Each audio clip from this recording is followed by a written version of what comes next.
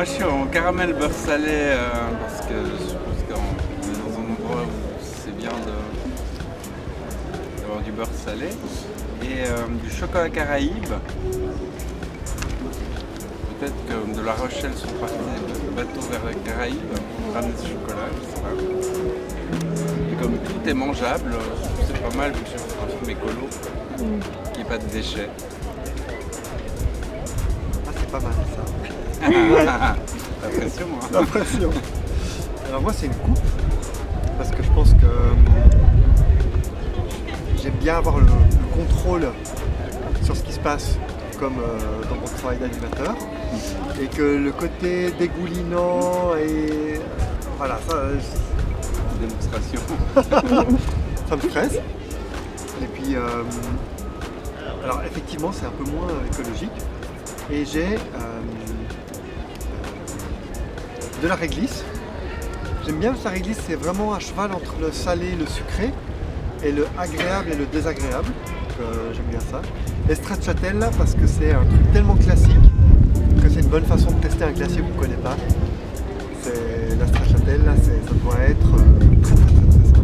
Et alors C'est réussi. Ça fait bon. Alors Sauvage, c'est un film d'animation en stop motion qui se passe à Bornéo, Sarawak, et qui parle de la modernité et des traditions qui s'entrechoquent sous les yeux de deux enfants. C'est leur regard sur la déforestation et la vie traditionnelle.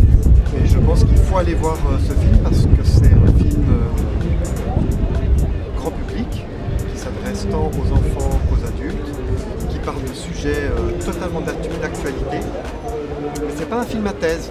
C'est un film qui avant tout nous raconte l'histoire de personnages qui nous embarquent avec eux dans leur aventure et dans leur transformation intérieure. Et c'est rare d'avoir des films d'animation en stop motion qui abordent ce genre de sujet très actuel, très politique, mais sans nous les imposer en plein visage, au travers l'histoire de personnages très attachants. On s'est rencontrés il y a très longtemps, je dirais en 2004, quelque chose comme ça. Ouais.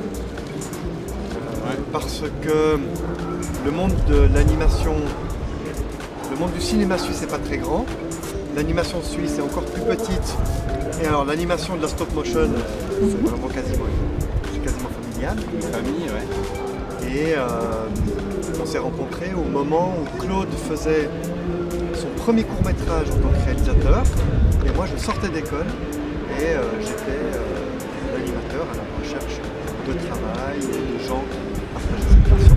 C'est comme ça qu'on s'est rencontrés. Et on a travaillé ensemble depuis, avec des moments où on travaille énormément ensemble, d'autres moments où on se voit moins parce que je suis sur d'autres tournages à l'étranger. Mais ça fait depuis...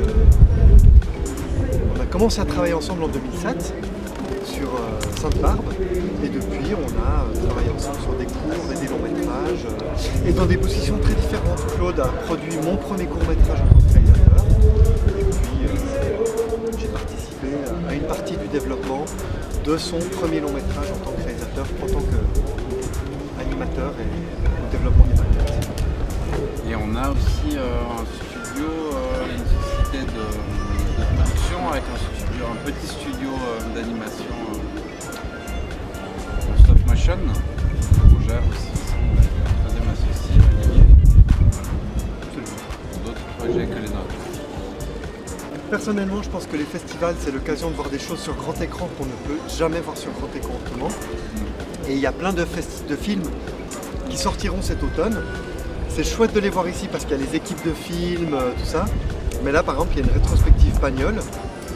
Je sais pas quand est-ce que j'aurai l'occasion de revoir des films de Pagnol sur grand écran, dans des conditions pareilles, avec en plus l'accompagnement des critiques de cinéma qui les commentent. Ça, c'est hyper précieux. Moi, je dirais plutôt les rétrospectives, les films d'archives. Mais évidemment, c'est très chouette de pouvoir voir des films qui vont sortir, mais qui sont accompagnés par les réalisateurs, les réalisatrices, les équipes de films. C'est vachement bien. Donc non, c'est un choix impossible, c'est horrible. Moi, j'ai pas du tout regardé la programmation parce que je suis arrivé hier soir et je repars demain matin. Vu que j'ai une fille il y a 2 ans et qui me réclame et que j'ai enchaîné plusieurs événements.